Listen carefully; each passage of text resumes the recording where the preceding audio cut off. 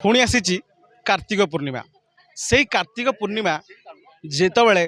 साधव पुओ सात दरिया पारी करी जावा सुमात्रा द्वीप मान जाऊला और बेपार वाणिज्य करुला से ही पर्व को मन पकाइवाई आज पुणी थे आम ओडिया माने कार्तिक पूर्णिमा पालन करछु। तेबे मो पछरे आपण देखि परछन कि बळे डंगा लागिछि एवं एटा होछि 37 नंबर वार्ड बालुंकेश्वर मंदिर एवं सेही प्रांगण रे आज कार्तिक पूर्णिमा एवं बोईत बंदन उत्सव पालित होछि। तेबे या पछर महत्व कौन आम निश्चित रूपे पचारि बुझा समस्त तेज आप देखिए डंगार बसी जो डंगाटी हूँ बालुकेश्वर भुवनेश्वर बालुकेश्वर मंदिर 37 नंबर वार्ड से बोईत बंदाण उत्सव जोटा भुवनेश्वर गोटे मात्र हो से अनुसार से आज बोईत बंदाण उत्सव पालन करम corporator 37 number ward Shrimati Bandita Pal आसन कथा जो कार्यक्रम विषय की जानकारी कार्तिक पूर्णिमा गोटे एमती पर्व जोटा कि लोक मैंने बोईत बंदेवा शुणी था कि डंगा भसाती आमपाई यहाँ गोटे परंपरा को बजाय रखार गोटे छोट प्रयास आम कर जोटा कि लोक मैंने आसिक देखु बोईत बंदाण कौन बोली जानतु कथा अच्छी साधु मैंने जो सब वाणिज्य व्यवसाय करने जाते से बोईत बंदाण होता तेणु लोक मैंने देखिकी कुछ शिखिपारे और आनंद भी उठे पारे से नयापल्ली आम यहाँ गोटे छोट प्रयास जेहेतु एम इलेक्शन सरी 6 मास कम्प्लीट हो गला तो कार्तिक पूर्णिमा आम पदवी आसवा प्रथम थर किंतु नयापल्ली आम जिते थर भी डंगा भसक आसीचु यहाँ आम तरफ छोट प्रयास प्रथम थर पर चंद्रग्रहण लगे से जल्दी जेहेतु लग्न लगुच 5:30 सुधा आम सब कार्यक्रम समाप्त हम तेणु आम 12टा राति आरंभ कर अच्छी तो 12टार कंटिन्यूअसली आम ये पर्वटा चलो 5टा आयोजन बोईत बंदाण महोत्सव आम तो निर्वाचन द्वितीय दिन आम रज महोत्सव करूँ एथर बोईत महोत्सव गोटे नुआ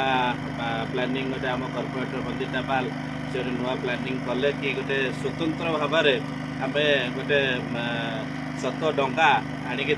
सजासज करी लोक मानक एंटरटेन करने एठी बसैकी बुलेबा जोटा गोटे परंपरा आमर थिला बोईत बंदाण जोटा कि आम डंगा नॉर्मली भसई देकी पलाऊचे लोक मैंने जानी पारना आटाचमेंट लोक मान गोटे करने आधे बोईत बंदाण महोत्सव को आम गोटे पालन करी स्वतंत्र भाव में निष्पत्ति नेलु आमर समस्त पूरा टीम को समस्त बहुत बहुत धन्यवाद समस्ते पूरा 2 दिन है निष्ठार सहित पूरा ये आसिक अक्लांत परिश्रम कर समस्त को से बहुत बहुत धन्यवाद यहाँ तो सत कथा कि फिका पड़े बोले आम भावुनु कहीं 2 वर्ष है कोविड जो लोक मैंने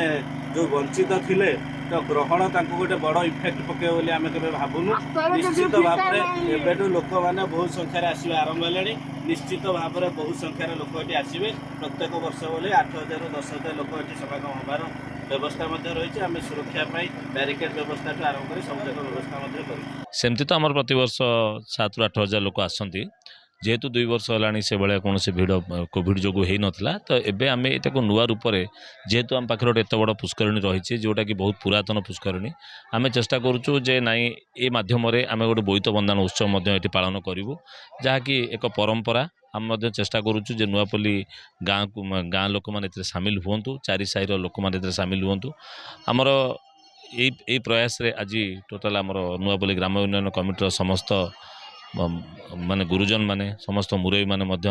आज ये सामिल रही आम चेष्टा करुचु जे याको एक नियारा परंपरा हिसाब से आम तोड़ी रखू शुणु आमर तो जदि आम इतिहास को देखा तो आमर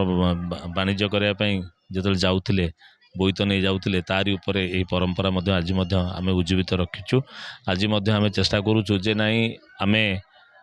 जो सबू समस्ते भूली भूली जाउछंती जे बोईत बंदाण कौन तो आम शुणी आसु जे बहुत जगार बोईत बंदाण हुए आज हूँ कुआखाई पठार हो ओल्ड टाउन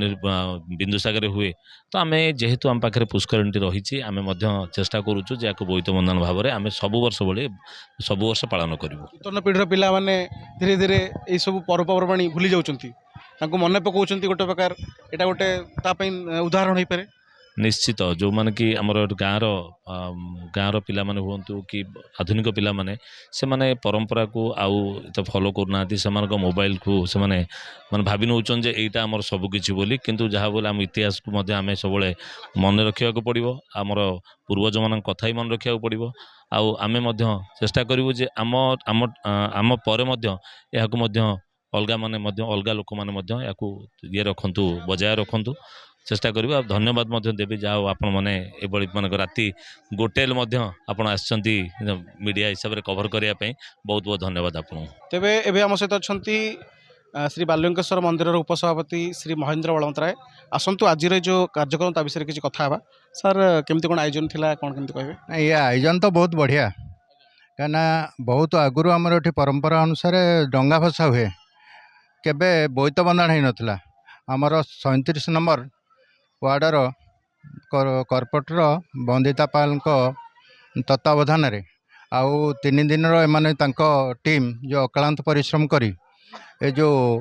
ଆମର ବୋଇତ ବନ୍ଦାଣ କଲେ ଡଙ୍ଗା ଗୋଟେ ଆଣି ଏଠି ବୋଇତ ବନ୍ଦାଣ ପ୍ରଥମ ବର୍ଷ ହିଁ ଏଠି ଆରମ୍ଭ ହେଉଛି। ଆଗକୁ ଆମେ ଆଶା କରୁଛୁ ଆଉଠୁ ବଡ଼ ବହୁତ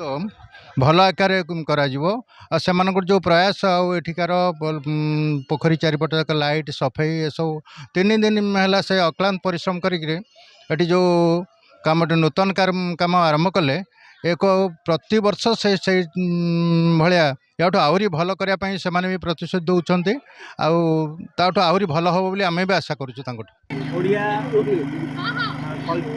କଳା ସଂସ୍କୃତି ଯେଉଁଟା ଆମର ଇତିହାସ